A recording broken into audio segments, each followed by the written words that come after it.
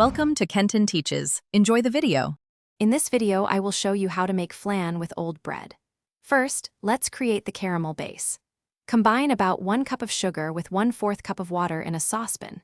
Cook this mixture over medium heat, stirring occasionally until it transforms into a beautiful golden brown caramel.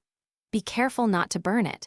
Once it reaches the desired color, immediately pour the hot caramel into the bottom of your baking dish, ensuring an even layer. Next, we'll prepare the bread and custard mixture. Take about 2 cups of old bread, torn into small pieces, and place them in a bowl. Pour 2 cups of warm milk over the bread and let it soak for approximately 10 minutes, allowing it to soften completely. Then, transfer the soaked bread and milk to a blender. Add 3 large eggs, 1/2 cup of sugar, and 1 teaspoon of vanilla extract. Blend until smooth. Now it's time to bake our delicious flan. Carefully pour the blended bread and custard mixture over the cooled caramel in your baking dish. To ensure even cooking and a silky texture, place your baking dish into a larger roasting pan.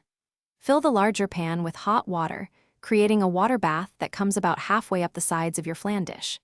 Bake at 350 degrees Fahrenheit until the center is set, usually around 45 to 60 minutes.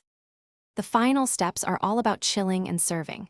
Once your flan is baked, remove it from the oven and let it cool completely at room temperature. This is crucial for the flan to set properly. After it's cooled, transfer it to the refrigerator and chill for a minimum of 4 hours, or ideally overnight.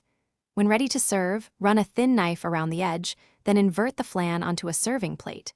Enjoy your homemade, creamy bread flan.